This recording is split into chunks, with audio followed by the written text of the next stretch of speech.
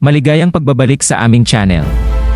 Habang papalapit na ang taon ng paaralan 2024 tandang bawas 2025, nandito kami upang tulungan kang simulan ang isang matagumpay na paglalakbay sa akademiko. Kung ikaw man ay bumabalik na estudyante o nagsisimula pa lamang, ang 8 mahahalagang tip na ito ay gagabay sa iyo para sa isang produktibo at kasiyasyang taon ng pag-aaral.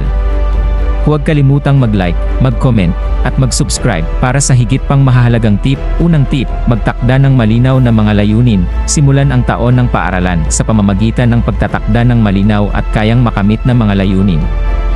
Kung ito man ay makakuha ng mas mataas na grado, sumali sa isang club, o pagbutihin ang isang kasanayan.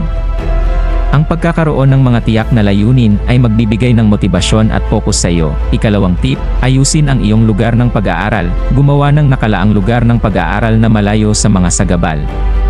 Ang maayos na lugar na may kumpletong mga kagamitan ay makakatulong sa iyong manatiling nakatuon at produktibo. Ikatlong tip, bumuo ng schedule sa pag-aaral. Planuhin ang iyong oras ng pag-aaral at sundin ito.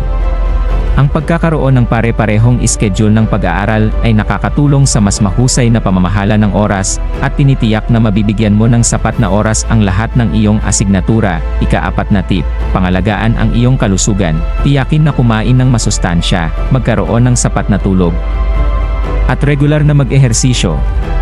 Ang mabuting kalusugan ay mahalaga upang mapanatili ang focus at enerhiya sa buong taon ng paaralan.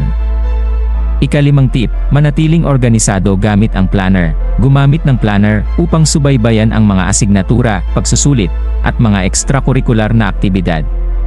Ang pagiging organisado ay nakakatulong upang mabawasan ang stress, at matiyak na maabot mo ang lahat ng iyong mga deadline. Ika-6 na tip, aktibong makilahok sa klase. Makilahok sa mga talakayan sa klase at magtanong.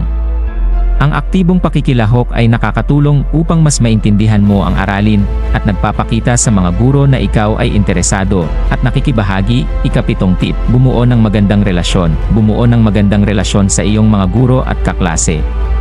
Ang isang suportadong kapaligiran sa paaralan ay nagpapahusay ng iyong karanasan sa pag-aaral at ginagawang mas masaya ang buhay paaralan. Ika-8 tip, magpahinga at mag-relax. Huwag kalimutang magpahinga at mag-relax. Ang sobrang pagtatrabaho ay maaaring magdulot ng pagkapagod. Tiyakin na balansehin ang oras ng pag-aaral sa pagpapahinga at mga libangan. Maraming salamat sa panonood. Sana makatulong ang mga tip na ito upang magkaroon ka ng kamanghamanghang taon ng pag-aaral. Tandaan na manatiling organisado, manatiling malusog, at pinakamahalaga, mag-enjoy sa iyong pag-aaral. Kung natagpuan mong kapaki-pakinabang ang video na ito, paki-share ito sa iyong mga kaibigan, at mag-subscribe sa aming channel para sa higit pang content. Good luck sa iyong pag-aaral!